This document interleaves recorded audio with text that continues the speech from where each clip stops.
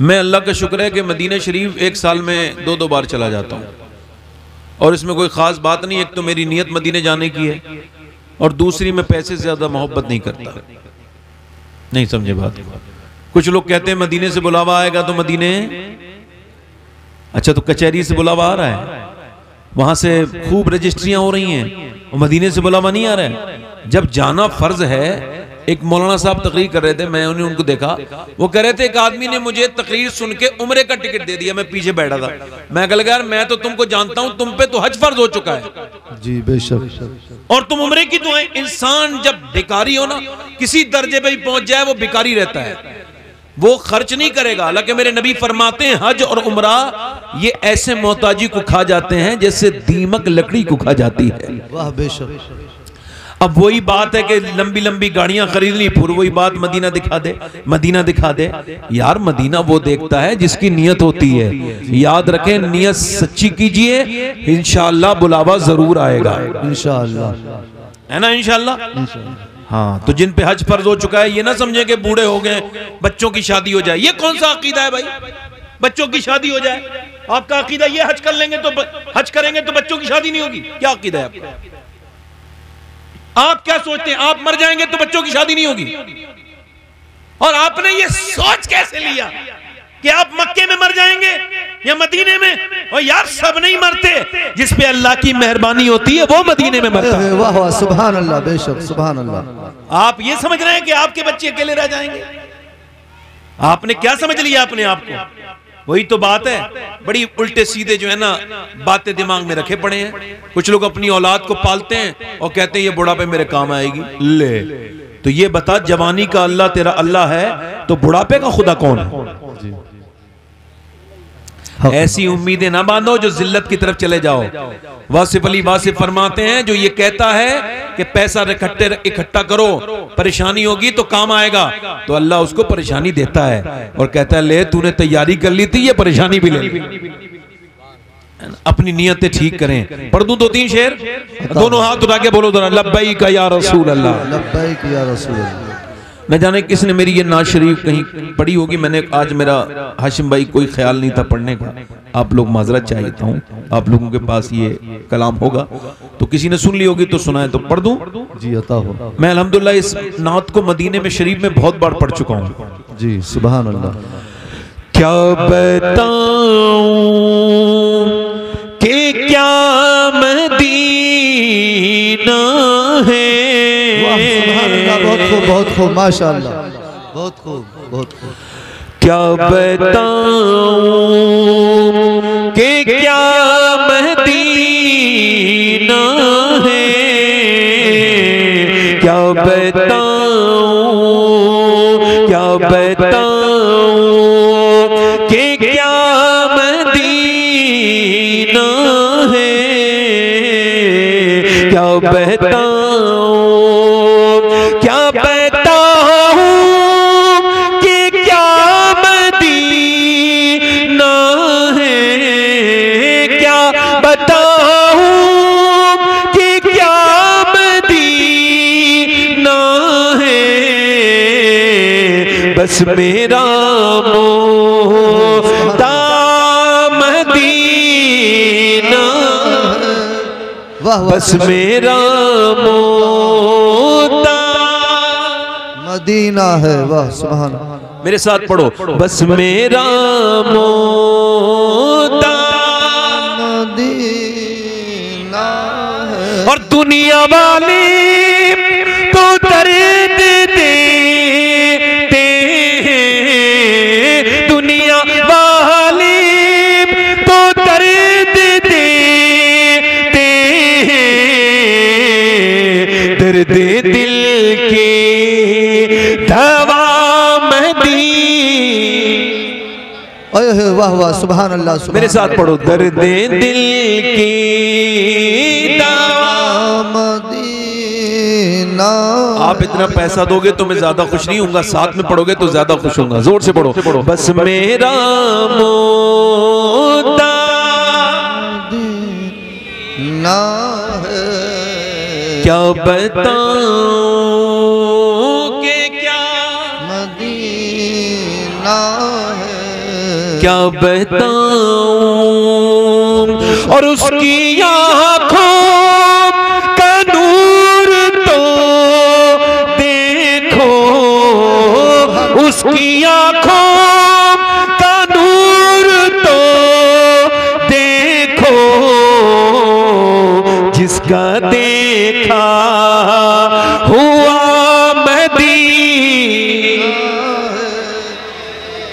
जिसका देखा हुआ मदीना है। क्या बताऊं, पूरा मजमा पढ़े, क्या बताऊं। अब तो पढ़ते बहुत अच्छा है, मैं एक बार फिर पढ़वाता हूं। क्या बताऊं कि क्या बताऊं। सुभान अल्लाह, बहुत खूब। और मदीने जाना आसान है मगर पलटना बड़ा मुश्किल है। जी, उसने कहा था गालिब ने कि दिल ही तो है न संगोखेश, दर्द से भर ना आए क्यों, रोएंगे हम 1000 बार, कोई हमें रुलाए क्यों। मेरे इमाम बरेली से बोले, फिर के गली गली तबाह, ठोकरे सबकी खाए क्यों, दिल को जो अक्ल दे खुदा तो तेरी गली से जाए क्यों। सुभान अल्लाह, सुभान अल्लाह। मैंने अपनी आंखों से मदीना देखा तो एक ही अंदाजा किया है कि मदीना जन्नत है, मगर जन्नतियों के लिए जन्नत है। जी बेशक, सबके लिए जन्नत नहीं है। वो जो तस्वीरें खींचते हैं, फोटो बनाते हैं, उनके लिए जन्नत नहीं है। शर्म आनी चाहिए लोगों को। उसको टूरिस्ट पैलेस बना दिया काबे को, काबे में जाके तस्वीरें, तौबा तौबा, वहां गुनाह याद आने चाहिए थे। वहां अपनी बीबियों के साथ तस्वीरें खींच के डालने वालों, तुम तो बेगैरत बन गए जाके वहां। जी बेशक, तुमने तो दिखावा कर दिया, तुमने तो बदतमीजी कर दी। तुम क्या मदीने गए हो। आला हजरत के भाई उस्ताद ज़मन अल्लामा हसन मदीने में चल रहे थे। मदीने के जंगल का कांटा पांव में लग गया, पुराने जमाने की बात है। उन्होंने कांटे को निकाला, निकालने के बाद शायर थे बहुत बड़े, कांटे को निकाला और चूमा और कहा, ए खारे मदीना, पांव से क्या काम तुझे, आ मेरी जान, मेरे दिल में है रास्ता तेरा। वाह वाह, सुभान अल्लाह। नारे तकबीर, नारे रिसालत, मसलके आला हजरत, बस्ती बस्ती करिया करिया। आप मदीना गए? बस्ती बस्ती करिया करिया, सैयद शबात हुसैन साहब किबला। नारे तकबीर, नारे रिसालत। आप मदीना, आपने दुनिया से मोहब्बत कर ली। वाह सुभान, बैंकों में पैसे जमा कर लिए, मदीना नहीं देख रहे। बगैर मदीना देखे मर गए तो क्या होगा। वाह सुभान अल्लाह। हुजूर ने फरमाया, जिसने मेरी जिसने तुरबत की ज़ियारत की, उस पे मेरी शफाअत वाजिब हो जाती है। हुजूर के मदीने में सुभान अल्लाह, उसका कोई तारीफ हो नहीं सकती है ना। मगर मदीने से पलटना बड़ा मुश्किल है। आला हजरत फरमाते हैं कि हो गया धक से कलेजा मेरा। शेर सुनिएगा जरा जी बेशक। मैंने आला हजरत को यूं ऐसे सुन उनके नहीं माना, समझ के पढ़ के माना है। और मैं अब हटने वाला नहीं, मेरी नस्लें भी नहीं हटेंगी आला हजरत से। क्यों? मैं सोच समझ के आला हजरत का दीवाना बनाऊं। यूं ही दुनिया के लिए एक फसाना ना बने, जिसको बनना हो समझ सोच के दीवाना बने। वाह सुभान अल्लाह, बहुत खूब बहुत खूब। आला हजरत फरमाते हैं, हो गया धक से कलेजा मेरा। जी, हाय रुखसत की सुनाने वाले। एक जगह फरमाते फिर न करबटली मदीने की तरफ। अरे वो चल झूठे बहाने वाले। अल्लाह फरमाते हैं, जो मदीने गया और फिर कभी न पलटा, वो झूठे बहाने वाला है। जी जी बेशक। ले रजा सब चले मदीने को, मैं ना जाऊं, अरे खुदा ना करे। जानो दिल होश और खिरत, सब तो मदीने पहुंचे, तुम नहीं चलते रजा, सारा तो सामान गया। आला हज़रत मदीने में गुजर रहे हैं, और इश्क का अंदाज तो देखो। मदीने में जा रहे हैं, कुत्ते ने कुछ मांग लिया, कुत्ते ने कुछ मांगा। कुत्ते को कोई अकल तो नहीं होती, मगर मेरे वालिद कहते थे, कुत्ता मुकम्मल कंप्लीट फकीर होता है, बस झोली नहीं होती, दे दिया करो। जब आया करे तो दे दिया करो, उसे मारा तोड़ा ना करो, उसको कुछ दे दिया करो। आला हजरत ने गोश्त का टुकड़ा उसको दे दिया खरीद के, फिर रोने बैठ गए। अल्लामा जब आलत रोए तो उस वक्त में उसको कुतुब मदीना ज़ियाउद्दीन मदनी रहमतुल्लाह अलैह करीब पहुंचे, कहा हुजूर कुत्ते को तो नवाज दिया गया, अब आंखों में आंसू क्यों हैं? तो अपनी नात का मक्ता कहा, पा रहे दिल भी न निकला दिल से तोहफे में रजा, इन सगाने कू से इतनी जान प्यारी वाह वाह। कहते हैं अहमद रजा ये हिंदुस्तानी कुत्ता नहीं था, ये तो महबूब के मदीने का कुत्ता था। इसका हक गोश्त का टुकड़ा नहीं था, इसका हक ये था कि तू अपना दिल का टुकड़ा निकालता और इसको दे देता, तेरी जान चली जाती मगर महबूब के कुत्ते का हक अदा हो जाता। एक जगह फरमाते हैं खौफ है समय खराशी सगे तैबा का, वरना क्या याद नहीं नालो फुगा हमको। फरमाते हैं मुझे रोना तो आता है, मेरा दिल बहुत दुखाते हैं लोग, दिल करता है कि जब मदीने जाऊं तो खूब दहाड़े मार मार के रोऊं, मगर मैं आंसुओं से रोता हूं, मैं कभी जबान से नहीं रोता। कहा क्यों? का इस वजह से कहीं मेरी आवाज से मदीने के कुत्तों के कानों को तकलीफ ना हो जाए। बेशक बहुत खूब। मदीने जाओ तो बस हुजूर की बारगाह में जाना। हजरत अबू बकर शिबली मस्जिद नबी शरीफ में बैठे थे, एक जनाजा आया तो इन्होंने अपने कष्ट से देख लिया बड़ा गुनहगार है, इन्होंने जनाजा नहीं पढ़ा, इस गुनहगार का जनाजा नहीं पढ़ा। जब ये बैठे थे इनको हल्की सी नींद आई, फिर उठे और उठ के उस जनाजे के कांधा दे रहे हैं और उस चारपाई को चूम रहे हैं और ज़ारो कतार रो रहे हैं। किसी ने पूछा हुजूर पहले तो नमाजे जनाजा नहीं पढ़ी, बाद में जनाजे से इतनी मोहब्बत, आंखों में आंसू क्यों? कहने लगे भी मेरी आंख लग गई तो हुजूर ख्वाब में आए, पर मैंने हुजूर ने पूछा तूने नमाजे जनाजा क्यों नहीं पढ़ी?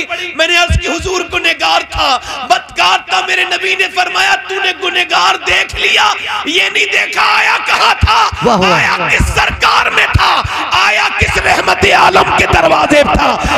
जब उसकी नमाजे जनाजा पढ़ लेता अल्लाह ने उसकी बख्शी।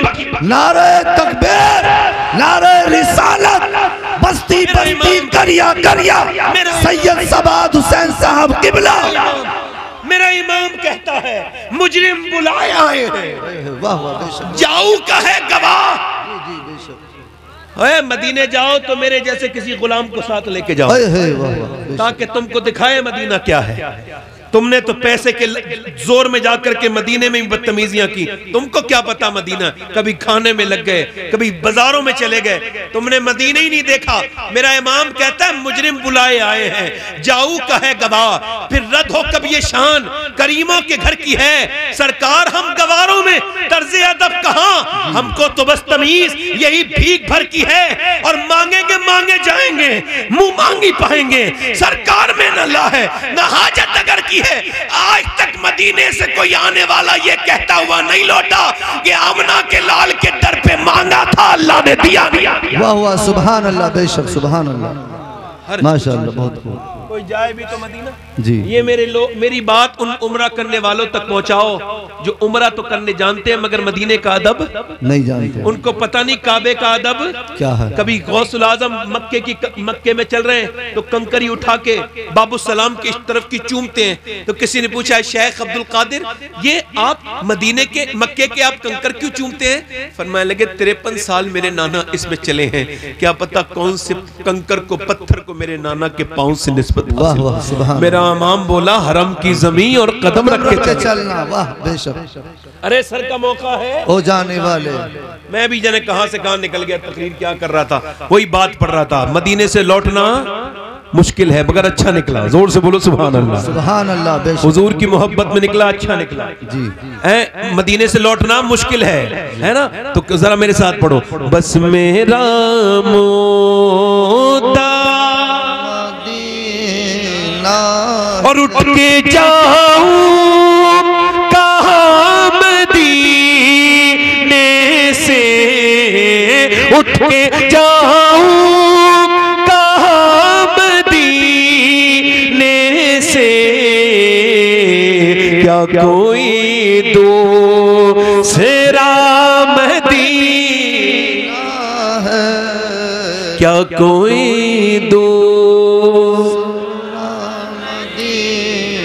आखिरी शेर पढ़ता हूँ साथ में पढ़ना, जिसका दिल फिदा हो हुजूर के ऊपर मेरे साथ पढ़ेगा। दिल फिदा है मदीने वाले पर, दिल फिदा है मदीने वाले, मेरा दिल फिदा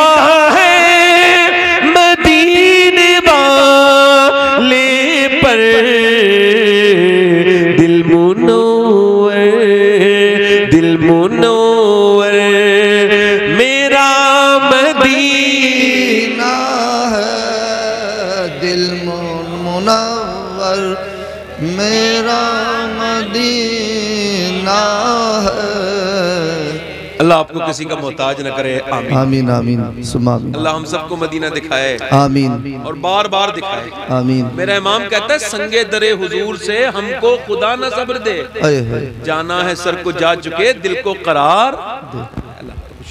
मेरी तकरीर शुरू हुई, इको कम कर दें। आपका माइक बहुत अच्छा है, मेरी आवाज़ ही खराब है, मैं सही बता रहा हूँ आपको। आप इसका इको कम कर दें भाई। माइक अच्छा इस वजह से कि माइक से कोई हिसाब क़यामत के दिन नहीं होगा। बिल्कुल ठीक फरमा रहे थे मुफ्ती साहब। ये बात मैं भी आपसे अर्ज करता हूँ कि याद रखें, जब हजरत अबू हुरैरा से सवाल हुआ कि आप ये बताइए क़यामत के दिन सबसे पहले हिसाब किससे होगा, तो वो रोने लगे और कैफियत ये बन गई कि चेहरा कभी सुर्ख होता था, कभी पीला होता था। तो पूछा ये रोते क्यों हैं इतना? कहने लगे सबसे पहले उलमा से हिसाब होगा, सबसे होगा हिसाब। ये तो ये पीरों का अल्लाह भला करे जिन्होंने फ्री में हमें जन्नतें बांटी हैं। मुझे तो उनकी खुद की जन्नत पे भी शक है, बुरा ना मानिएगा जी, बेशक माफ कीजिएगा, मुझे मादरत के साथ अर्ज कर रहा हूं। चूंकि हमारे मशाइख ने, हमके बुजुर्गों ने ये सिखाया। हजरत अबू बकर सिद्दीक फरमाते हैं यूं दो कश्तियों में सवार होने वाला डूब जाता है, मगर फरमाते हैं आप आखिरत के मामले में दो ही कश्तियों पे सवार हो, एक तो खौफ की कश्ती है और एक अल्लाह की रहमत की कश्ती है। बेशक ठीक जी। अब मैं अपनी तकरीर शुरू कर रहा हूं, बड़े ध्यान देके आप मेरी बात को, इसका इको कम करें, आवाज नॉर्मल करें। बहुत अच्छा माइक है, अल्लाह आपको बरकत दे। आमीन। तकरीर मेरी बहनें बैठी हैं, आप भी बैठे हैं। मैं शुरू कर रहा हूं यहां से कि 90% लोगों की ये शिकायत है इस वक्त हिंदुस्तान में कि उनके बच्चे उनका कहना नहीं मानते। ठीक। और अब ये शिकायत और बढ़ेगी, ये शिकायत कम नहीं होगी। उसकी वजह यह है, मेरी तरफ देखें, इमाम मोहम्मद गजाली फरमाते हैं कि जब बकरी का बच्चा पैदा होता है, भैंस का, तो काबिल होता है, पढ़ा लिखा इतना होता है कि पहचान जाता है मेरी मां कौन है, 5 मिनट में दूध पीने लगता है। मगर इंसान का बच्चा अशरफुल मखलूकात है, मगर फिर भी जो प्यार देगा उसे ही मां समझेगा। जी बेशक। नहीं समझ रहे बात को? मेरी बहनें मेरी बात पर खास तौर से ध्यान दें।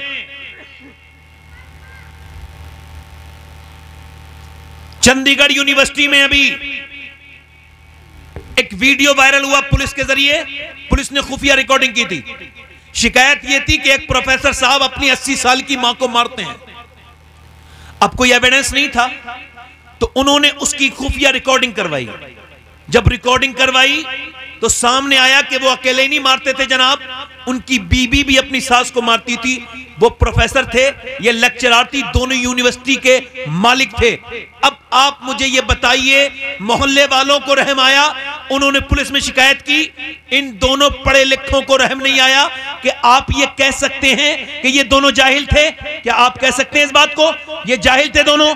बोलो। वो जाहिल थे, फिजिक्स पढ़े हुए थे, केमिस्ट्री पढ़े हुए थे, पढ़े हुए नहीं थे, पढ़ाते थे।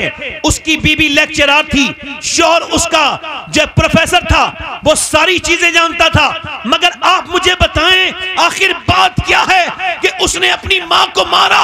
तो इसका एक ही जवाब है कि दुनिया की सारी यूनिवर्सिटियां फिजिक्स और केमिस्ट्री मैथमेटिक्स पढ़ाती हैं, मगर माँ बाप का एहतराम सिर्फ मेरे नबी का दीन पढ़ाता है और मदरसा पढ़ाता है। वाह वाह सुभान अल्लाह। नारे तकबीर, नारे रिसालत, मसलक आला हजरत सैयद शबाद हुसैन साहब किबला। इंजीनियर साहब ने अम्मी को निकाला, डॉक्टर ने निकाला, कभी भी किसी हाफिज जी ने नहीं निकाला। वाह वाह। किसी कारी साहब ने नहीं निकाला, बेशक। किसी मौलाना साहब ने नहीं निकाला।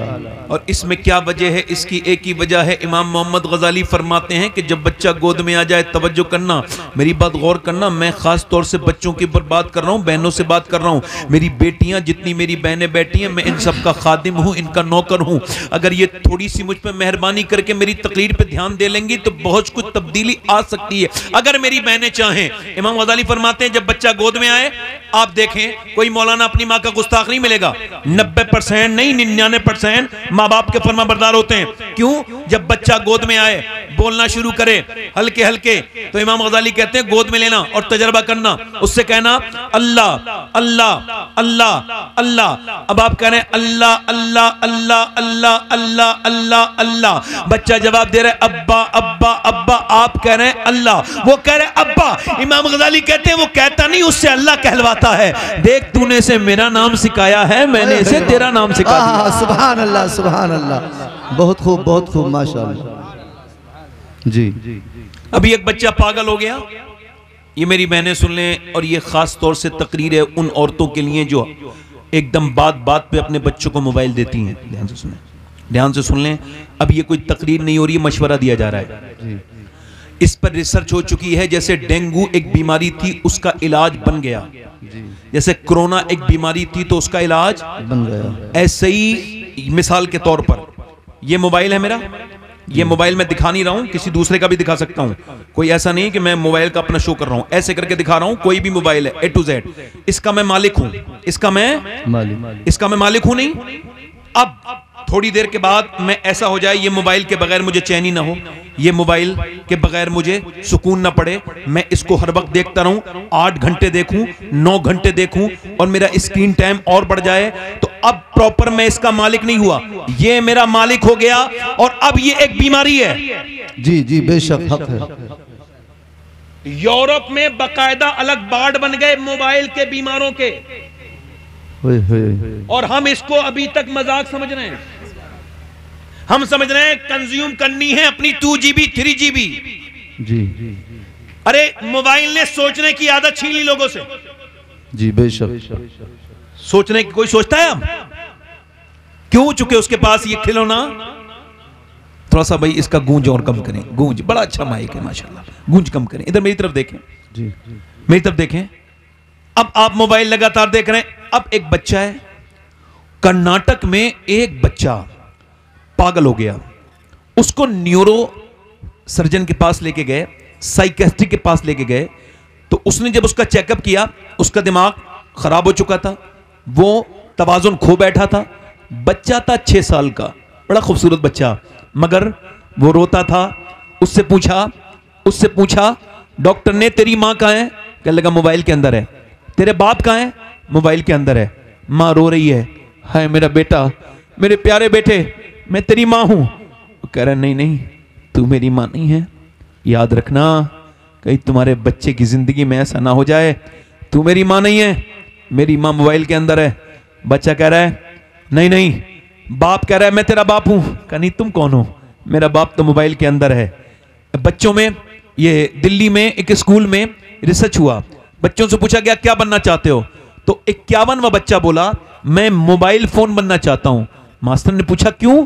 रो के बोला ना अम्मी ध्यान देती हैं ना अब्बा ध्यान देते हैं, पूरे दिन मोबाइल में लगे रहते हैं, मुझसे कोई बात नहीं करता, मैं बड़े होके मोबाइल बन जाऊंगा तो कम से कम अब्बा मुझे वक्त तो देंगे, मुझसे बात तो करेंगे। घर में आया, फेसबुक का गुलाम, फेसबुक चलाने लगा। सोच जिनके औलाद नहीं है, जब औलाद बंदा घर पहुंचता है थका हुआ आदमी, और जब बच्चे बाप बाप कह के, अब्बा अब्बा कह के, जब पापा पापा कह के बच्चे जब चिपटते हैं, और सारी थकान उनको देख करके बाप कितना भी थका हुआ हो, जब बच्चे आके चिपटते हैं सारी थकान, बीमार हो तो बिल्कुल ठीक हो जाता है बच्चों को देख के। अरे इन जाहिलों को क्या पता जो वीडियो गेम बच्चों के सामने खेल रहे हैं, यूट्यूब के गुलाम, इंस्टाग्राम के गुलाम, ये फेसबुक के गुलाम, अपने बच्चों को जो गोद में नहीं लेते, अपने बच्चों को जो सीने पे बिठाल के खिलाते नहीं, इनको क्या पता जब बच्चे बाप के सीने पे कूदते हैं तो दिल को कितना सुकून पहुंचता है। इनको क्या पता, उस जाहिल औरत को क्या पता कि जिसका बच्चा रोया तो उसने मोबाइल दे दिया। इस पर कैम्ब्रिज ने रिसर्च किया, कैम्ब्रिज बहुत बड़ी यूनिवर्सिटी है, उन्होंने रिसर्च करके बताया कि अब बच्चे आगे आने वाले वक्तों में अपने माँ बाप के शदीद मुखालिफ हो जाएंगे, बल्कि पहचानने सब तक इनकार कर देंगे, क्योंकि बच्चों का जो वक्त है माँ बाप का वो मोबाइल को दिया जा रहा है। जैसे ही बच्चा रोया, कभी जानवर का बच्चा अपनी माँ के लिए नहीं रोता, मगर इंसान का बच्चा रोता है। और जितने बच्चे ये डकैत बने हैं, डाकू बने हैं, इन पर रिसर्च हुआ तो पता चला ये सारे वो लुटेरे हैं जो बचपन में रोते थे, इनकी माँ बाप ने इनको प्यार नहीं दिया। जब प्यार दिया नहीं तो प्यार इन्होंने जमाने को भी नहीं दिया। अब कोई चोर से कह रहा है मेरी चोरी मत करो, मेरे पास यही पैसा है, वो कहता है मैं नहीं जानता रहम किसे कहते हैं, क्योंकि बचपन में मेरे ऊपर रहम नहीं हुआ। रहम के साए में बच्चा पलता है तो उसके दिल में रहम आता है। माँ बाप उसको गोद में उठाते हैं, प्यार करते हैं, मगर माँ बाप बेवकूफ हो गए। अब मुझे बताइए कि जब बच्चे को तूने जिसके हवाले करना था कर दिया, बच्चा बिल्कुल कोरा कागज था, अगर तू उसे नमाजी बनाती तो बन जाता। तू अगर उसे आला हजरत सैयदी आला हजरत रदी अल्लाह तआला अन्हु फरमाते हैं, जब बच्चा पैदा हो और पहली बार माँ अपने बच्चे को फर्स्ट टाइम फीडिंग कराए, पहली बार दूध पिलाए, दूध पिलाते पिलाते अगर वो नबी पाक पर दुरूद भी पढ़ दे तो अल्लाह तबारक व तआला उसके बच्चे को आशिक़े रसूल बना देता है। उस दुरूद की बरकत से कोई बड़ा काम तो नहीं हुआ, मगर मेरी बहनों ने गाने सुनाने शुरू कर दिए। बच्चा रोया, मोबाइल दे दिया है, बच्चे बर्बाद। ये मुआशरा बर्बाद होता चला जा रहा है। बच्चों की जिंदगियों के साथ खेलने वालों, तुम भी बर्बाद होगे, बगैर बचोगे नहीं, क्योंकि अल्लाह ने तुम्हें औलादे दी, तुमने उन्हें मोबाइल दे दिए। याद रखो, सैयदा उम्मे सलमा फरमाती हैं, उम्मुल मोमिनीन, के मदीने में औरतें अपने अपने बच्चों को अरबी की लोरियां सुनाती थी। हमने देखा था मदीने की और औरतें अपने बच्चों को लोरियां सुनाती थी, मगर मदीने में एक ऐसी भी औरत थी, एक ऐसी भी अजीमुशान खातून थी जिसने अपने बच्चों को कभी लोरी नहीं सुनाई। जब भी सुनाया कुरान सुनाया। वो चक्की चलाती थी, कुरान सुनाती थी। वो झाड़ू लगाती थी, कुरान सुनाती थी। वो रोटियां बनाते बनाते कुरान सुनाती थी।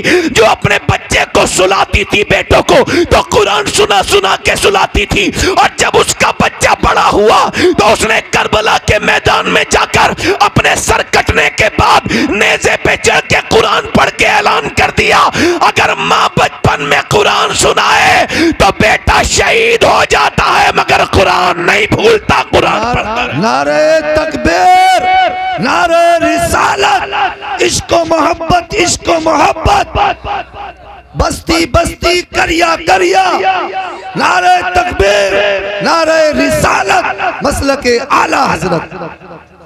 सुभान अल्लाह। माशाअल्लाह। ये तकरीर नहीं हो रही है, ना ना तकरीर नहीं है, ये मशवरा है जी, मशवरा है। तुम्हारे बच्चों के हाथ में मोबाइल है, छोटे छोटे, छीन लो। थोड़ी देर रोएंगे, एक दिन रोएंगे, 2 दिन, उनके सामने जब तुम नहीं चलाओगे, यही शिकायत लेके आते हैं लोग मुझसे, सैयद साहब दुआ कर दे, मेरा बच्चा मोबाइल नहीं छोड़ता। मैं क्या लगा, भाई साहब बच्चा कैसे छोड़ेगा?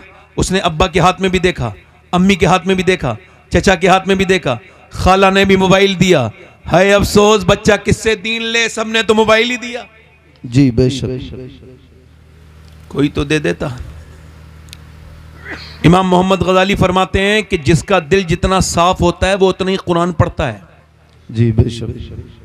आज पूछना चाहता हूं, जो कुरान पढ़े लिखे लोग हैं, आखिर बात क्या है कि फेसबुक तो 2 घंटे देखने में घबराहट नहीं होती, और कुरान का सिपारा 25-30 मिनट में अगर हाफिज है बंदा ख़त्म कर देगा। क्या बात है जो तौफीक नहीं होती, क्या बात है। मुझे तो ये दौर सख्त लगता है मेरे भाइयों, बहुत सख्त लगता है। बिल्कुल सही बता रहा हूँ। हजरत इमाम हसन बसरी का मुरीद था, ध्यान से सुनना मेरे नौजवानों, इधर देखो। वो बेहतरीन टनाटन मजबूत हाफिज था पूरे बसरा का। एक दिन आके बोला, हुजूर मैं बर्बाद हो गया। पूछा क्यों, क्या बात है? कहने लगे, हुजूर कल से मुझे कुरान की एक आयत भी याद नहीं, मैं बिल्कुल पढ़ नहीं सकता, पूरा कुरान भूल गया। कहा कैसे? एक लड़की का पीछा कर रहा था, उसने मुझे पलट के देखा, कहा शर्म नहीं आती, मुसलमान हाफिज कुरान और एक लड़की का जीना चलना मुश्किल करता है। कहते हैं उसके अल्फाज मेरे सीने पे जब गए तो ऐसे लगे जैसे नश्तर चुभता है, मुझे पसीने आ गए। और हुजूर उसके बाद से लेकर मैं कुरान पढ़ना चाह रहा हूँ मगर कुरान पढ़ नहीं पा रहा हूँ। मेरा अल्लाह मुझसे नाराज हुआ, मेरे सीने से कुरान निकल गया। अभी तो कुरान निकला है, कहीं मेरा ईमान न निकल जाए। इसका मतलब आंखें बर्बाद, आंखें गंदी, आंखों में कुछ नहीं बचा। नौजवानों, हया नहीं बची, हम सब बर्बादी की तरफ जा रहे हैं। इस मोबाइल ने और इस बेहयाई ने, इस मुआशरे ने हमको बर्बाद कर दिया। एक बात सुनो, थोड़ी देर और बोलूं या खत्म कर दूं? बोलो, दिल लग रहा है आप लोगों का? नहीं लग रहा है? जी जी दिल लग रहा है? जी इंशाल्लाह मैं कोई फालतू बात तो करूंगा ही नहीं। आपको दिल लग रहा हो तो थोड़ी देर और बोलूं। जी जी बताओ। मेरी तरफ गौर करो। मां चाहे तो बच्चा तब्दील। अब देखो इधर देखो, दिल्ली में माँ बाप में मशवरा हो गया। किस में बोलो? दिल्ली में। कि बेटे को अल्लाह उसके रसूल का आशिक बनाना। तो मां ने कहा मैं तरकीब बताती हूं। का क्या? का मैं बताती हूं तरकीब। ए भाई कहां चले? बैठ जाओ, हम आप ही के लिए आए हैं भाई। थोड़ी देर और सुन लो, बैठ लो 2 मिनट, थोड़ी परेशानी तो होगी, बैठ जाओ। असल में देखो भैया, अगर आपको लग रहा हो तो मैं तो अपनी तकरीर कर चुका। आप कहो तो खत्म कर दूं, कहो तो थोड़ी देर और बोलूं। बोलिए।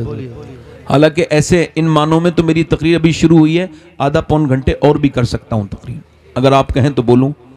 मगर जो बात कर रहा हूं उस पर ध्यान दो। उठो बैठोगे तो ठीक नहीं है, मेरा हक जाया करोगे। देखो परेशानी थोड़ी सी उठा लो, परेशानी के बाद ही आसानी है। जी है ना? थोड़ा बैठ जाओ। अब ऐसा तो है नहीं कि आप अगर थके हुए हो तो मैं तो अपनी बात भी नहीं बता सकता, क्योंकि मैं तो ये मानता हूं, और बात हकीकत भी यही है, बेहतरीन कदरदान अल्लाह है, अपनी सारी बातें अल्लाह को बतानी चाहिए।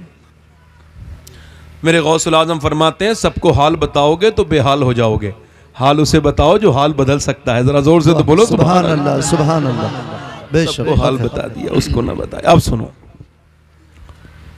तवज्जो है, मेरी बात समझ आ रही है आपके? जी जी।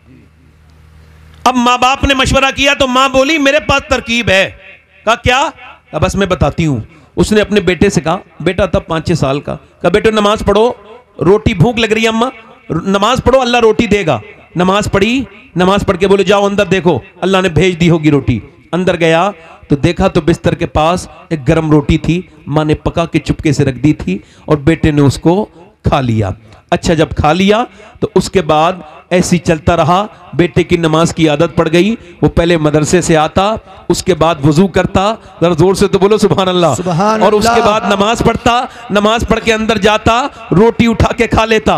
एक दिन बेचारी माँ कहीं चली गई किसी के मरने में या किसी जरूरी काम से, वापस ना आ पाई तो वहीं से रोना शुरू कर दिया, मालिक मेरे बेटे को रोटी नहीं मिलेगी। तो फिर उसका दिल टूट जाएगा और वो समझेगा आज तूने उसको रोटी नहीं दी, हालांकि मैं झूठी हूं, सारी खताकार मैं हूं, मेरे बेटे पर करम करना, मैंने सब कुछ तेरे लिए किया था कि तेरी मोहब्बत उसके दिल में बैठ जाए। मैं कमजोर औरत हूं, आज पहुंच न सकी, मुझे माफ कर देना मेरे मालिक। अल्लाह का फजलो करम हुआ, जब घर पहुंची तो बेटा सो रहा था। उठाया, मेरे लाल उठ जा, रोटी अंदर रखी है खा ले। बेटे ने आंख खोली और बोला अम्मा अब आप आई हो, मैंने तो नमाज भी पढ़ ली और रोटी भी खा ली। कहा रोटी कहां मिली? कहा वहीं मिली, मगर आज जितना मजा रोटी खाने में आया अम्मा, इतना मजा आज तक किसी रोटी में खाने नहीं आया। आज तुमने कैसे रोटी बनाई थी अम्मा? आज तो रोटी खाते ही मुझ पे नींद तारी हो गई, इतनी मजे की रोटी मैंने कभी नहीं खाई। माँ ने उसकी पेशानी को चूमा और उसके बाद सजदा शुक्र अदा किया और कहा ए मेरे रब तेरा शुक्र है तूने माँ की लाज रख ली। सुनो, जब वो बच्चा बड़ा हुआ तो हिंदी में रोटी को कहते हैं काकी। वो बच्चा जब बड़ा हुआ उसका नाम कुतुबुद्दीन बख्तियार काकी बना। दुनिया के बादशाहों के नामो निशान दिल्ली से मिट गए, मगर जिसे मेरे रब ने बादशाह बनाया वो आज भी मेहरौली में बादशाह बन के लेटा। नारे तकबीर, नारे रिसालत, मसलके आला हजरत, नारे तकबीर, नारे रिसालत। सुभान अल्लाह, माशाअल्लाह, बहुत खूब, बहुत खूब, माशाअल्लाह। हमने देखा ही नहीं। इधर देखो बच्चे, मेरी तरफ ध्यान देना, मेरी बात सुनना, मैं आपको बता रहा हूँ, मेरी तरफ देखना, मेरी तरफ देखना। एक औरत चाहे तो मर्द को बदल, जी जी, कोई मैं फारसी में बात थोड़ी कह रहा हूँ जी। हमारे यहाँ तो बदल देती हैं औरतें, आप क्या नहीं बदलती? शादी होती मर्द नहीं बदल जाता? थोड़ी बहुत तो तब्दीली और आनी भी चाहिए, ऐसा नहीं कि आनी नहीं चाहिए, आनी चाहिए भाई। वो एक अलग बैकग्राउंड से आई है, उसकी भी कुछ बातें मानना जरूरी है जी। ऐसा नहीं उसकी हर जायज बात माने। उसने अपने माँ बाप को छोड़ा है, उसका ख्याल करें जी। एक औरत अपने आदमी को लेके बाजार में घूम रही है, बच्चा पीछे, वो शौहर पीछे पीछे, बच्चा बेचारे मजलूम की गोद में है। अब ये बेचारी, चूंकि इसको बड़ी जरूरी ड्रेस खरीदनी है तो पूरे बाजार में इधर उधर बेचारी ने बड़ी मुश्किल से अपने कपड़े पसंद किए, फिर जूते नहीं मिल रहे थे तो बड़ी दुकानें, वो बेचारा मजलूम धूप में वो बच्चा उठा उठा के पीछे चल रहा है। अब चलते चलते जब वो घर आया तो उसकी पड़ोसन बोली कि तेरे मैं शोहर को जानती हूँ, तेरे आदमी को, वो कभी अपनी माँ के साथ बाजार नहीं गया ना अपनी बहनों के साथ गया। कहा तुम मुझे ताने दे रही हो? कहा मैं बेटी तुझे ताने नहीं दे रही हूँ, मैं तुझे समझा रही हूँ। तू अगर चाहे तो इसे बाजार ले गई, तू अगर चाहे तो इसे मस्जिद भी भेज सकती है, नमाजी भी बना सकती है। बेशक, बहुत खूब, नमाजी भी बना सकती है। गैर मुनक़सिम हिंदुस्तान में एक चौधरी थे, उनका नाम था बाज़ैद। मालदार आदमी, दौलत बेशुमार, 2 बीवियां, 100 नौकर। कितने नौकर? 100। काफी नौकर हो गए ना 100 उस जमाने में। और वो जमाने में मालूम माल किसे माना जाता था? जमीन वाले को मालदार माना जाता था, और उसको माना जाता था जिसके पास बैल ज्यादा हो, भैंस हो, गाय हो, बकरियां हो, ये इसको कहा जाता था, ये दौलत है। अब उसके यहां सब कुछ था, उसने तीसरी शादी कर ली और इसको तीसरी बीवी ठीक मिल गई। कभी कभी बीवी ठीक भी मिल जाती है जी, इसको तीसरी ठीक मिली। ये क्यों कह रहा हूं? क्योंकि वो तीसरी नमाज की पढ़ने वाली थी, नमाज की पाबंद थी। ना सिर्फ वो पाबंद थी, उसका बाप भी नमाजी था, उसके भाई भी नमाजी थे, उसकी माँ भी नमाजी थी। पूरा बैकग्राउंड में कोई ऐसा नहीं था जो नमाज ना पढ़ता हो। मगर यहां आके बेचारी का दम घुटने लगा, चुके कोई अल्लाह के सामने झुकता नहीं। ना नौकर नमाज पढ़े, ना चौधरी नमाज पढ़े, ना उसकी बीबियां नमाज पढ़े, सारे ही बेनमाजी। तो उसने कोई ताने नहीं दिए कि तुम नमाज नहीं पढ़ते और मैं नमाजी हूं। जी, जैसे कुछ लोग औरतें पढ़ी लिखी आ जाएं तो पूरी जिंदगी जहालत दिखाती हैं, यही कहती रहती है तुम तो सब जाहिल हो और मैं पढ़ी लिखी हूं। इसी वजह से वो बदतमीज हो जाती हैं।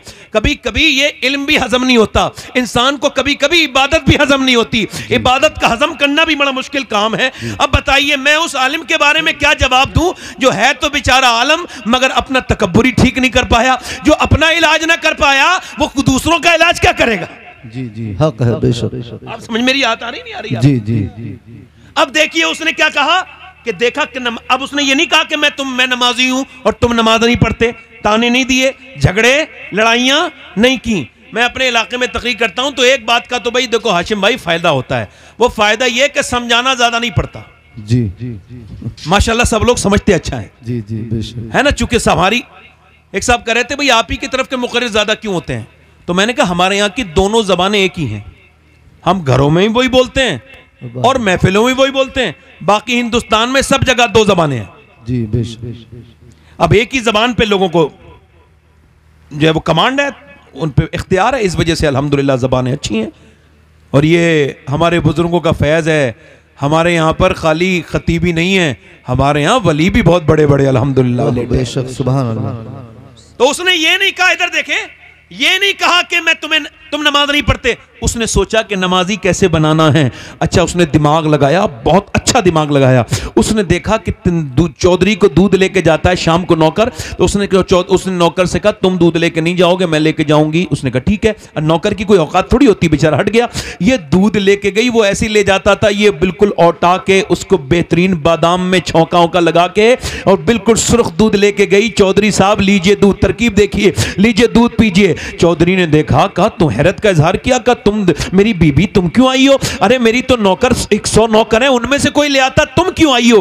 कहने लगी बात ये मेरा ज्यादा हक बनता है, मेरे हुजूर ने इरशाद फरमाया है कि अगर मैं मखलूक में किसी को इजाजत देता कि वो मखलूक को सजदा करे तो मैं बीबी को इजाजत देता कि वो अपने शोहर का सजदा करे। लिहाजा अब आपका मर्तबा तो बहुत ही बड़ा है ना, तो अब मैं आपके लिए इस वजह से दूध लेके आई हूं, आप पीजिए, मेरा हक ना छीनिए मुझसे। उसने दूध पी लिया तो इसने फिर अगली फरमाइश की कि मैं आपके पांव भी दबाना चाहती हूं। का क्यों? मैं अपने गांव में अपने घर पे अपने अब्बा के दबाती थी, अब चूंकि आप मेरे सर ताज हैं तो पांव दबाने दीजिए। अच्छा पांव इसने दबाई, ये जानती भी थी दबाना। कुछ लोग जब दबाते हैं तो दर्द कर देते हैं, कुछ लोगों को पॉइंट पता होते हैं। उसने पांव दबाने शुरू किया और उन पॉइंटों को छेड़ा जिससे सुकून होता है। ये सुकून के साथ इसको नींद आने लगी। जब वो सोने लगा ये आगे बढ़ के बोली चौधरी सो रहे हो, आपको नींद आ रही है, मैं भी जा रही हूं, मगर अगर आपको बुरा ना लगे तो सुबह फजर की नमाज में उठा दूं।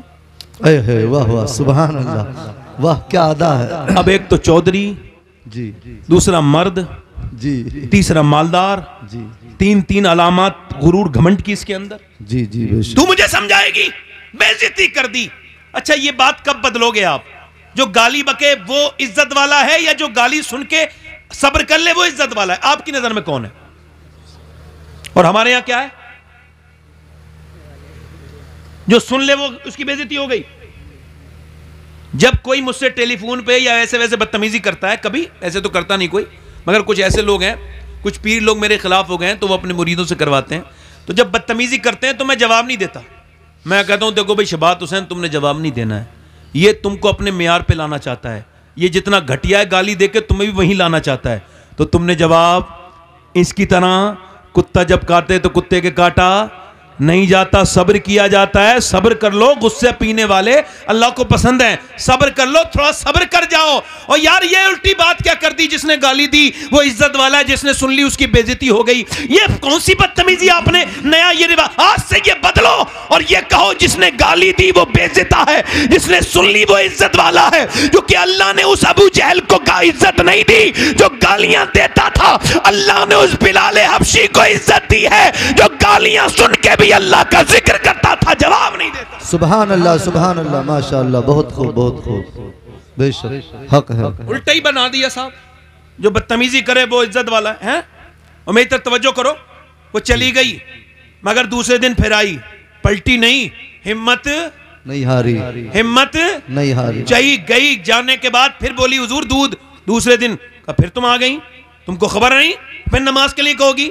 का चौधरी नमाज के लिए मैं देखती हूँ, फिलहाल आप दूध तो पीजिए, मेरा हक तो न छीनिए। उसने इतने प्यार से बात की, उसने नजर नजर में ही ऐसे भले सुखन कहे, मैंने तो उसके पाँव में सारा कलाम रख दिया। उसने उसके हाथ में दिया, लीजिए चौधरी साहब दूध पीजिए। अच्छा उसने दूध ले लिया, अच्छा पी गया, फिर उसको पाँव भी याद आ रहे थे, कल अच्छे दबाए थे, ये बैठ गई तो पाँव दबाए तो इसने मना नहीं किया, दबाती रही। चौधरी मोटे ताजी थे, खर्राटे शुरू हुए, फिर आगे बढ़ के बोली चौधरी आपको नींद आ रही है, मैं भी जा रही हूँ। देखो बुरा ना मानिएगा और गुस्सा ना कीजिएगा, जलाल ना कीजिएगा, अगर बुरा ना माने फजर में उठा दूं।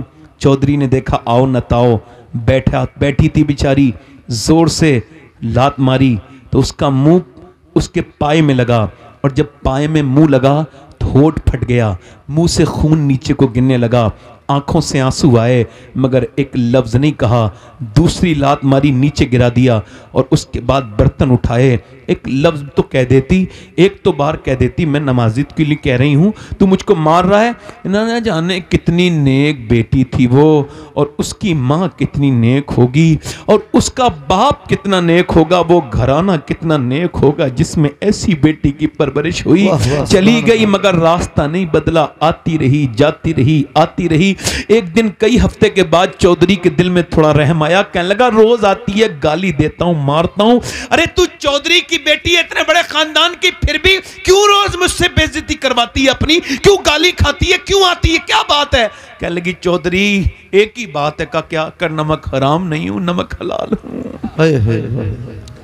का चौधरी तू बेनमाजी है, जहन्नम में जाएगा। मेरे नबी फरमाते हैं बेनमाजी क़यामत के दिन फ़िरौन के साथ खड़ा होगा, नमरूद के साथ खड़ा होगा।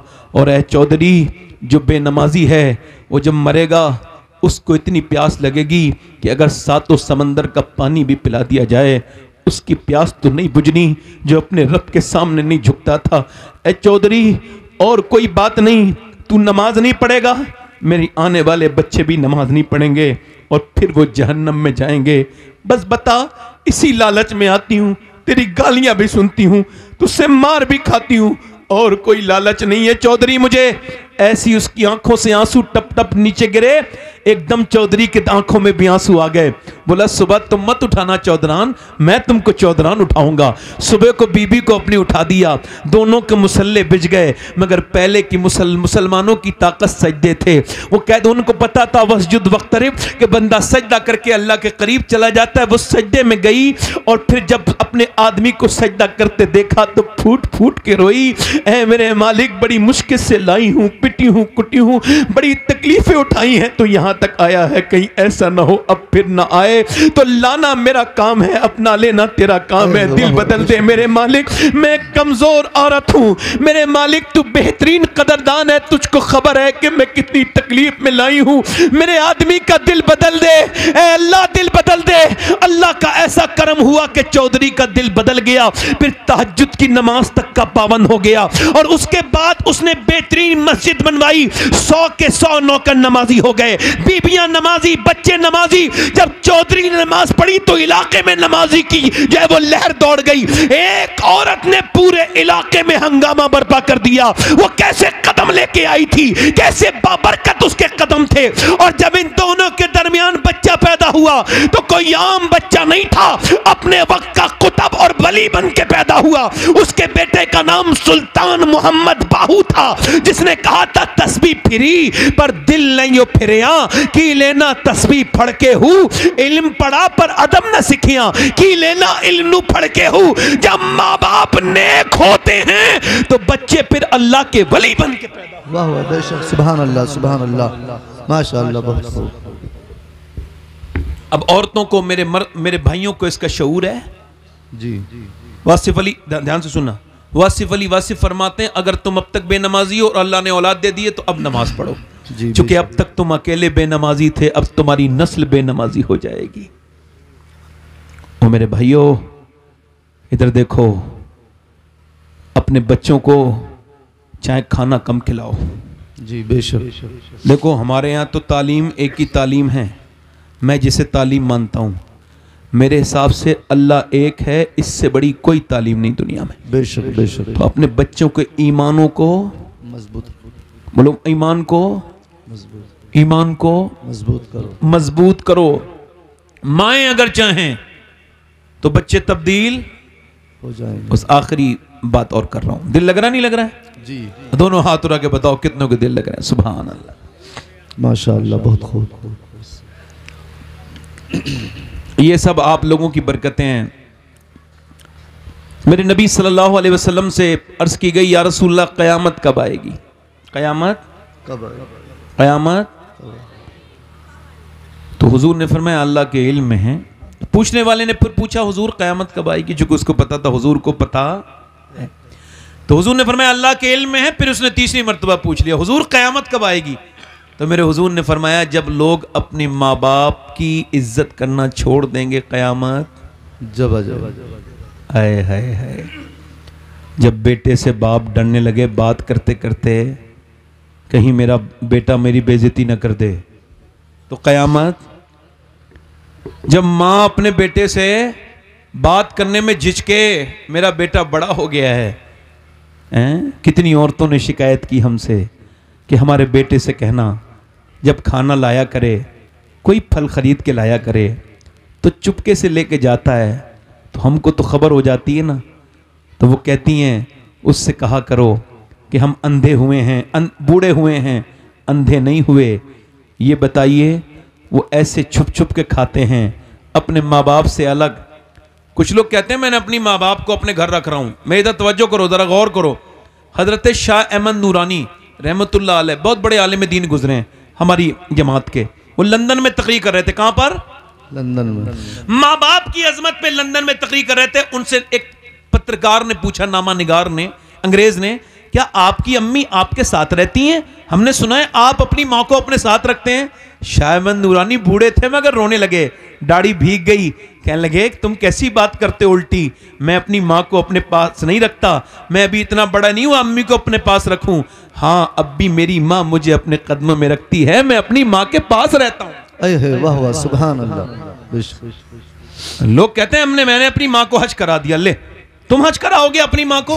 इधर देखो, जब माँ दुआ करती है तब अल्लाह हज कबूल करता है। वाह, बेशक। हाँ, हजरत मालिक बिन दीनार कहते हैं मैं हज करने गया था, ध्यान दीजिएगा और बड़े गौर से सुनिएगा। कहते हैं हज करके मैं अपने बाल मुंडा के, आखिरी जो बात होती है हज में तो यही होती है, जानवर कुर्बान करो फिर बाल मुंडा दो। तो जानवर कुर्बान करके कहते हैं मैं बाल मुंडा के और मैं दुआ कर रहा था, या अल्लाह मेरा हज कबूल कर ले। कहते मुझे नींद आ गई तो हातिफ़े गैब से मेरे ख्वाब में आवाज आई, अल्लाह ने सबके हज कबूल कर लिए, मगर मोहम्मद बिन हारून बल्खी का अल्लाह ने हज कबूल नहीं किया। अल्लाह अकबर। कहते हैं बल्खियों को ढूंढना कोई बड़ी बात नहीं थी, क्योंकि वहां खेमे होते हैं, ये पाकिस्तान के, ये श्रीलंका के, ये इंडिया के, ये खेमे लगे हुए होते हैं हज में। कहते हैं मैंने मिना में पूछा किधर हैं, तो क्या उधर हैं। मैं बल्खियों के पास गया, मैंने कहा मोहम्मद बिन हारून को जानते हो? कहने लगे साहब वो बड़ा ही नेक आदमी है, अल्लाह ही अल्लाह करता है दिन रात, वो सब कुछ अल्लाह के नाम पे दे के उधर बैठा है, वो अल्लाह अल्लाह कर रहा है, हर साल हज को आता है। कहते हैं मैं उसके करीब गया, वो नमाज पढ़ रहा था, वाकई में चेहरे से नेक लगता था। कहते हैं नमाज पढ़ रहा था, उसने सलाम फेरा और मुझे देख के बोला अस्सलामु अलैकुम मालिक बिन दीनार। मैंने कहा आप मुझे जानते हैं? कहा मैं तो ये भी जानता हूं। क्यों आए हैं आप? कहा क्यों आया हूं? कहा ये बताने आए हैं कि मेरा हज कबूल नहीं हुआ। कहा क्यों? कहा मैं 24 साल से हज करने आता हूं, जब काबे में पहुंचता हूं तो काबे को देख के रोने लगता हूं, अपने गुनाह याद आते हैं, कांपने लगता हूं, हजर अस्वद का बोसा लेता हूं, फिर मैं तवाफ करता हूं, रुकने यमानी, रुकने इराकी, रुकने शामी पर, हतीम के पास, मकाम इब्राहीम पर दुआएं मांगता हूं, और फिर मैं सफ़ा मरवा दौड़ता हूं। 8 ज़िलहिज्जा को एहराम बांध के मिना जाता हूं, पूरे दिन वहां पर दुआएं मांगता हूं, वहां तौबा करता हूं, और पूरे दिन के बाद सुबह फजर के बाद मैं अरफात के मैदान चला जाता हूं और वहां पर पूरे दिन दुआएं मांगता हूं। आपको पता है वहां एहराम की हालत में दुआ मांगना क्या है? सुन्नत। क्या है? सुन्नत। और जब हम पहली मर्तबा मैंने हज किया 17 में, मैंने देखा लोग दुआ मांग रहे थे, आधा घंटे में उन लोगों को चक्कर आ गए, आधा घंटे में। और जब मैं दूसरी मर्तबा 19 में हज करने गया तो मैंने देखा कि लोग दुआ मांग रहे थे तो 45 मिनट में लोगों को चक्कर आने लगे, कहने लगे बहुत धूप है, बर्दाश्त नहीं होता, लोगों को चक्कर आने लगे। मगर हजरत अबू हुरैरा फरमाते हैं जब हुजूर ने दुआ मांगी ना आखिरी हज के मौके पर, मेरे और आपके आका ने, मेरी बहनें सुन लें, मेरी बेटियां सुन लें, आप भी सुन लें, हाथ उठाए और दुआ की। तो फिर दुआ करते करते अपने सीने पे दोनों हाथ लगाए और फिर सिसक के रोए और क्या कहते थे मेरे नबी, ऐ अल्लाह मेरी उम्मत को बख्श दे या अल्लाह। और आखिरी हज के मौके पर अरफात की तपती हुई धूप में मेरे और आपके आका ने 6 घंटे लगातार तकरीबन दुआ की है, 6 घंटे लगातार उम्मत के लिए दुआएं करते रहे। वो कहता है मैं अरफात में दुआएं मांगता हूं और फिर मैं तौबा करता हूं खूब अपनी गलती पर, और फिर मैं असर पढ़ के मगरिबी शाम मिला के पढ़ता हूं मुजदलिफा में कंकरी बीनता हूं और मिना चला जाता हूं, वहां रमी करता हूं, रमी में यानी पत्थर मारता हूं शैतान के, और फिर पत्थर मार के चला जाता हूं काबे, तवाफ करता हूं, सही करता हूं, वापस फिर आता हूं, जानवर कुर्बान करता हूं, फिर अपना बाल मुड़ाता हूं। तो कोई अल्लाह का वली आता है और कहता है अल्लाह ने तेरा हज कबूल नहीं किया, अल्लाह ने तेरा हज कबूल नहीं किया। कहा क्यों? कि मैं अपनी मां का गुस्ताख हूं, मेरी मां मुझसे नाराज होके मरी है।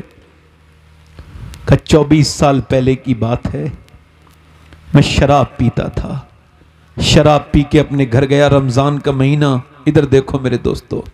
कहता है मेरी मां रोटी बना रही थी, तंदूर पहले चलता था, तंदूर पे बैठ के, कहते हैं मेरी मां से मैंने कहा अम्मा भूख लगी है, उसने मेरी शराब की बू सूंघी, कहा बदबख्त मैं रोजे से हूं, शराब पी के आया है, शर्म नहीं आती रमजान में मुझसे खाना मांगता है।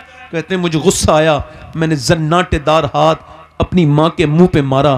कहते हैं वो तो तंदूर में ढलक के गिर गई, कमजोर, बर्दाश्त न कर पाई, मगर मैं भी गिर गया, उठा ना पाया। उसकी चीखें आवाज आई, वो झुलसने लगी, चीख पुकार करने लगी, मगर मैं शराब के नशे में पड़ा रहा। हाय हाय मेरे दोस्त, तूने अकेले ने शराब नहीं पी, तूने अपने बच्चों की भी खुशियां पी ली, तूने अपनी बीबी का चैन सुकून उस शराब में मिला के पी लिया, तूने अपनी बहन को ताने देने के लिए छोड़ दिया। लोग कहेंगे ते ये शराबी की बहन है, तेरी बहन से तेरी बेटी को ताने मिलेंगे कि तू शराबी की बेटी है, तूने कितनों को बर्बाद किया शराब पीकर। ओ शराबी तौबा कर अल्लाह से। वो कहता है मैं पड़ा रहा, मुझे घसीट के अंदर बंद कर दिया, आंख खुली मेरी बीबी जा रही थी, मैंने पूछा कहां जा रही है? कहा मैं के जा रही हूं, तेरे साथ नहीं रह सकती। कहा क्यों? कहा तू माँ का कातिल है, मैं माँ के कातिल के साथ नहीं रह सकती। कहा मेरी माँ मर गई? कहा हाँ, 9 महीने तुझे पेट में रखने वाली मर गई, 9 महीने। आपको पता है जब हम और आप छोटे थे डायपर का जमाना नहीं था तो पेशाब कर दिया बच्चे ने सर्दी के मौसम में, अम्मा पेशाब पे लेट गई। क्या कोई किसी के पेशाब पे भी लेट सकता है? अल्लाह अकबर। कहते हैं मालिक बिन दीनार, मैंने उसके मुंह पे थप्पड़ मारा, तेरा हज क्या कबूल होगा? मां को मार के आया है, मां को मार के आया है। कहते मैं सो गया, मुझे हुजूर का दीदार हुआ ख्वाब में। मेरे सरकार ने फरमाया, ओए तूने क्यों डरा दिया डरे हुए को? ओ मालिक बिन दीनार, अल्लाह उसको बख्श देगा। अर्ज़ की हुजूर मां का गुस्ताख का अल्लाह मां की बदौलत ही बख्शेगा। कयामत के दिन मां उसकी दावा करेगी, अल्लाह इसने मुझे जला के मारा था, मेरी क्या खता थी? अल्लाह फरमाएगा इसे जहन्नम में डालो। तो मां को आवाज देगा, मां नहीं सुनेगी, फिर जहन्नम में जा रहा है, आवाज देगा मां नहीं सुनेगी, फिर आवाज देगा मां नहीं सुनेगी। अल्लाह रहम डालेगा। मौसर हकीकी वो है, फाइल हकीकी वो है। आवाज देगा, ओ मेरी मां पुकारे। क्या आवाज देता है बार बार? बता क्या बात है? कि मेरा उंगली जल गई थी एक मर्तबा, तो फपो के पड़ गए थे, तो पूरी रात रोई थी मेरे हाथ को देख के, एक उंगली जली थी, अब तो जहन्नम में डाल रहे हैं फरिश्ते, माफ नहीं करेगी मेरी माँ। माँ अपने बेटे को देखेगी, अल्लाह दिल में रहम डालेगा, तो फिर कहेगी मेरे मालिक मेरे बेटे को माफ कर दे, मेरे लाल को माफ कर दे। अल्लाह फरमाएगा इसने तुझे जला के मारा था, तड़पा के मारा था, इसने तुझे जला के मारा था। हाँ मालिक मारा तो था, मगर मैंने इसको 9 महीने पेट में रखा था, ये मेरा बेटा है, तू इसको माफ कर दे। एक माँ ऐसी हस्ती है जिससे कभी माफी मांगने की भी जरूरत नहीं पड़ती। दुनिया में आवाजें तो बहुत बनी, मगर मैंने एक 70 साल के बूढ़े को अपनी माँ की कब्र पे रोते हुए देखा। मैंने उससे कहा मेराज भाई क्यों रोते हो, तुम्हारी माँ तो बड़ी बूढ़ी थी। कहने लगा हाँ सैयद साहब, मगर जब भी जाता था तो पूछती थी मेरे बेटे तूने खाना खा लिया, क्योंकि अब मैं चाचा भी हूँ, दादा भी हूँ और नाना भी हूँ, मगर बेटा कहने वाला चला गया। यार माँ तो माँ होती है और बाप बाप होता है। किसी भी सूरत में अपनी माँ की दुआएं लो।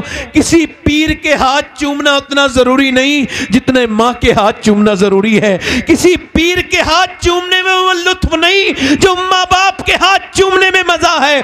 दुआएं करवाना है तो माँ बाप से दुआएं करवाओ। क्या पीरों के पीछे इनके उसके पीछे भागते हो? मैं किसी की दुआओं का मुनकिर नहीं, अल्लाह सबकी दुआएं कबूल करता है जिसकी चाहता है। मगर एक बात बताऊं, मैं गारंटी नहीं दे सकता कि पीर की दुआ कबूल होगी नहीं होगी, मगर मेरे नबी ने फरमाया जब माँ बाप दुआ करते हैं तो ऐसे कबूल होती है जैसे नबी की दुआ अपनी नबी की दुआ अपने उम्मती के हक में कबूल। वाह वाह सुभान अल्लाह, बेशक बहुत खूब। अल्लाह अकबर, या रसूल अल्लाह। बस मेरे दोस्तों जिंदाबाद जिंदाबाद।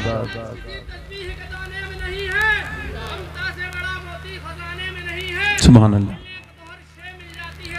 हाय हाय हाय हाय हाय वाह बेशक बेशक सुभान अल्लाह सुभान। हाय हाय क्या सच्ची बात कही मेरे भाई, क्या सच्ची बात कही। ना बाप का सा दूसरा, ना माँ सा दूसरा। जी बेशक। इनसे मोहब्बत करें। आखिरी बातें और कर लूं, आखिरी बातें कर लूं।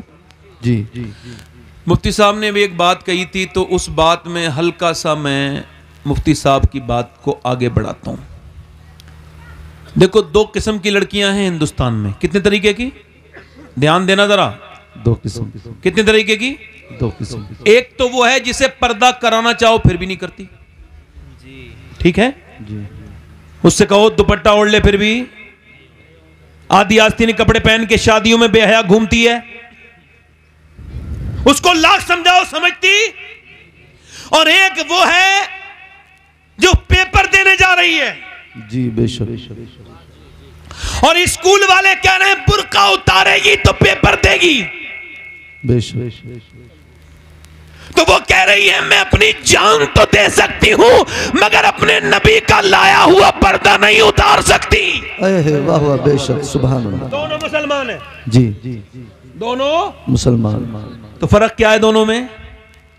फर्क यह है कि उस वाली बेटी को बचपन में माँ बाप ने पर्दा कराना सिखा दिया, जी मेरा आपको बता रहा हूं, मशवरा दे रहा हूं, ये तकरीर नहीं है। अपने बच्चों को, अपनी बेटी बहनों को जहन्नम से बचाना है तो 6 साल की उम्र में ही उसको दुपट्टा उड़ाओ, उसको दुपट्टा उड़ाना सिखाओ। क्योंकि एक बार नबी की नवासी कुरान पढ़नी थी मदीने में, तो उनके सर का दुपट्टा नीचे सरक गया, तो सैयदा फातिमा आई, 6 साल की उम्र थी, फिर भी सर पे दुपट्टा रख दिया। कहा अम्मी आपने मेरे सर पे दुपट्टा क्यों रखा? जवाब यह था कि तेरे नाना नाराज हो जाते हैं जो बच्ची सर पे दुपट्टा नहीं रखती, सर नहीं ढकती। तो अल्लाह अकबर, इतना सुना था नवासी रोने लगी। अजीम बाप की बेटी थी ना, अली की बेटी थी ना, रोई। सैयदा फातिमा ने कहा अब तो चुप जाना मेरी बेटी, मेरी लाडली, अब तो सर पे दुपट्टा है। रो के बोली अम्मी जान नाना से कह देना इस बार ज़ैनब को माफ कर दे, अगली बार तो गर्दन कट जाएगी मगर अम्मी सर पे से दुपट्टा नहीं हटेगा। करबला के मैदान में लोगों ने देखा कि वो अपने बच्चों की लाशों पर भी वो बेपर्दा नहीं हुई। बात वही है कि बचपन में पर्दा, ये जो लड़कियों को, छोटी छोटी बच्चियों को जीन्स की पैंट और मर्दाना कपड़े पहनाती हैं, ये गुनहगार हैं, हराम काम करती हैं। अम्मी आयशा फरमाती हैं एक औरत ने अपने जूते पहन लिए मर्दों के, तो हुजूर ने जूतों पहनने वाली औरत पर लानत फरमाई। हुजूर की लानत कोई छोटी मोटी बात मत समझना इसको जी। ये फिर कितने भी मियाँ को, कुछ मियाँ को उल्टा लटका लो घर में तब भी बरकत नहीं होगी जी। बेशक आजकल फाल खोलने वाले ही बड़े अजीब अजीब हैं सब। जब तक बेवकूफ जिंदा हैं, अक्लमंदों की रोटी रोजी में कमी नहीं वो फाल खोलता है बैठ के वहां पे, उस अंधे को दिख नहीं रहा, ये सामने बेपर्दा औरत बैठी है, इस पे लानत है, उसको फाल दिख रही है अंदर की। और जब तक झूठ ना बोलो औरत मुतमईन नहीं जी। तो वो भी कह रहा है झूठ का ही कारोबार करो, जितना बेहतरीन बोलोगे जी। पागल है ये औरतें, बेवकूफ है ये औरतें, इनका दिमाग खराब है, इनकी अक्लें मारी गई हैं। क्योंकि अगर ये सब बात होती तो मेरे नबी ने अपनी बेटी को क्या सिखाया ये देखना पड़ेगा। तो जब भी हसन हुसैन बीमार हुए और जब भी मौला अली जंग में जाते थे, उधर अली तलवार चलाते होते थे, उधर फातिमा सजदे में दुआ करती थी, ना कभी अली की तलवार को कोई हरा पाया, अल्लाह का फजल हुआ उनके ऊपर। सुभान अल्लाह, सुभान अल्लाह, बेशक बहुत खूब, माशाअल्लाह। नबी की बेटी ने सजदा करना सिखाया जी जी। इधर उधर खूब भागे, पर कुरान तो निकल गया अब घरों से, नस्लों से, कोई आवाज ही नहीं आती कुरान की। माज़अल्लाह किस किस बात पे बोले भाई, कौन कौन सी बात पे बोले जी। अगर एक बात हो तो बात करें भी, आखिरी बातें कर रहे हैं। कुछ लोग कहते हैं हमने औरतें बदल दी, ये आजकल मीडिया पे चल रहा है। ये कुछ लोग कहते हैं इतनी मुसलमान लड़कियां कन्वर्ट कर ली। मैं कहता हूं कुछ समझदार हो कि नहीं, बेवकूफ हो क्या? अरे जिसने इस्लाम समझा ही नहीं उसका छीनना कितना आसान है जी। बेशक छीन के उसका दिखाओ जिसने समझ लिया हो जी। हक है, बोलो तो सही जरा यार। सुभान अल्लाह। वो तो कोई नाचने गाने वाले खानदान की लड़की थी, हया तो उसकी बचपन में ही निकल गई जब वो कॉलेजों में गैर महरम लड़कों के साथ पढ़ी है, और फिर उसके घर में अंदर टीवी चला, अंदर गंदे मनाजिर आए, बाप बेशरम वहीं बैठा है, माँ बेगैरत वहीं बैठी है, बड़ा सा टीवी और कब्रों में लेके जाना इन टीवियों को। और कितने बर्बाद हो गए, फेंक दो निकाल के अपने घरों से ये एलईडियां, लाओ अपने घरों में कुरान, सुबह कुरान प्ले करो, जब सुबह फजर के बाद आओ तो सूरह यासीन पढ़ो, और अगर पढ़ना नहीं जानते हो तो सुनो। बेशक हक है। कुरान ही घर से निकल गया, लड़की बदल दी, वो कहने से हमने लड़कियां बदल दी। ओ अच्छा, आपने बदल दी, आप बदल सकते हैं, हम आपको बता रहे हैं बदल उदल नहीं सकता कोई। इस्लाम समझा नहीं था, वो बेचारी समझदारी नहीं है, जिस दिन मेरी बेटी को समझ में आएगा फिर वापस आ जाएगी। बेशक सुभान अल्लाह। और हम उसका इस्तकबाल करेंगे वापस आएगी तो। हम ऐसी बेटियों को कभी बुरा नहीं समझेंगे। इधर देख लो, बुरा ना मानो, ये मुफ्ती साहब तशरीफ रखते हैं, हमारी कोई बेटी इस्लाम को समझ के वापस आए जी, तो उसकी जूतियां हमारे सर पर जी, वो जहन्नम से बचेगी। हक है। और सुनो, तुम बदलने की बात करते हो, यहूदियों ने 50,000 से ज्यादा मुसलमान शहीद कर दिए। कहां पे?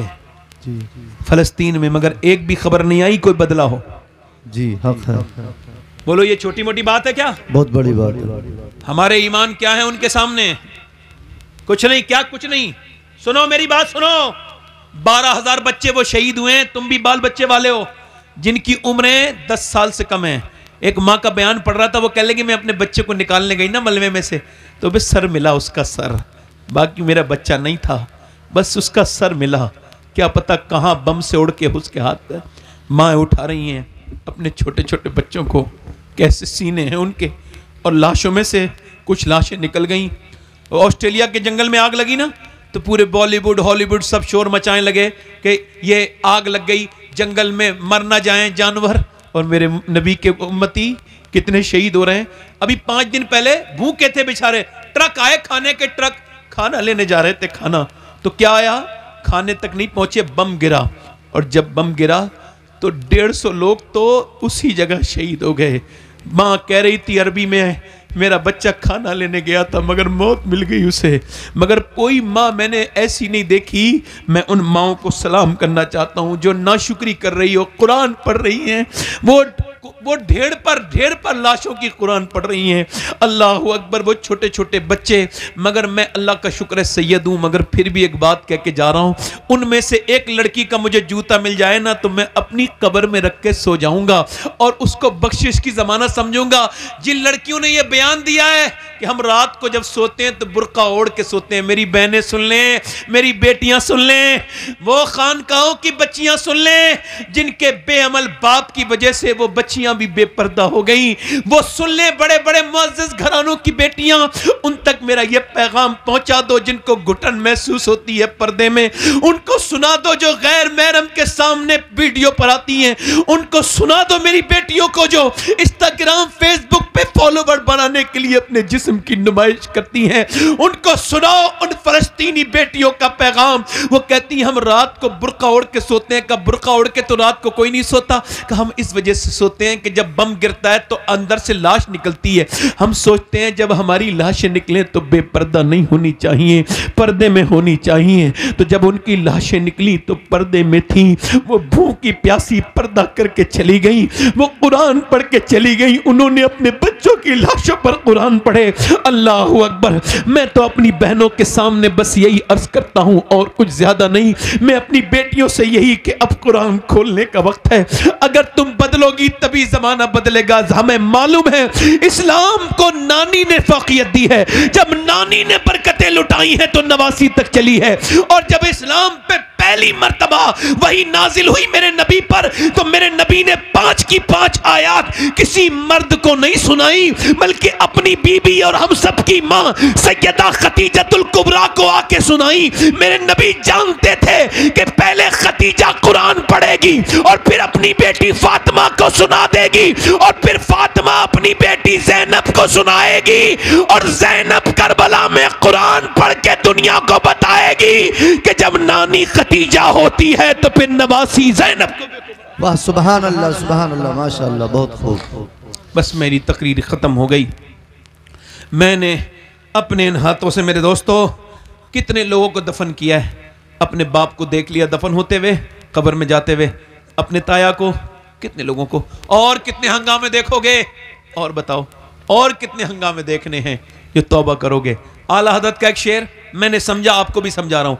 फरमाते हैं हाय गाफिल वो क्या जगह है जहां 5 जाते हैं, 4 तो 2 तो कब्र के अंदर होते हैं, 2 ऊपर होते हैं। अब ऊपर से एक ने लिया, लाओ भाई 5वां दे दो। 4 ने 5वां लिया, 5वां दे दिया, उठाया और नीचे रखा, अंदर दफन कर दिया। अब पहले ऊपर वाले निकले, फिर नीचे वाले बाहर को निकले। अब आला फरमाते हैं हाय गाफिल वो क्या जगह है जहां 5 जाते हैं, 4 फिरते हैं। 5 गए थे कब्र के अंदर, वापस कितने आए हैं? 4। तो क्या समझते हो तुम वापस ऐसे आते रहोगे? नहीं नहीं, सबको मौत आएगी। अब ना अमीर को छोड़े, ना गरीब को छोड़े, ना आलिम को छोड़े, ना जाहिल को छोड़े, ना पीर को छोड़े, ना मुरीद को छोड़े। सुनो, ये जो तकरीर कर रहा है ये भी मर जाएगा, ये जो सुन रहे हैं ये भी मर जाएंगे, ये जो डर रहे हैं ये भी मरेंगे। मेरे सरकार मौला एक कायनात मौला अली फरमाते हैं मौत को याद करोगे तब भी मौत आएगी, याद नहीं करोगे तब भी आएगी। फरमाते हैं मगर याद करोगे तो मौत आसान बन के आएगी, आसान। मेरे नबी फरमाते हैं जो मौत को दिन में 20 बार याद करे क़यामत के दिन शोहदा के साथ उठेगा। सुभान अल्लाह। मेरे दोस्तों बस तौबा कर लो।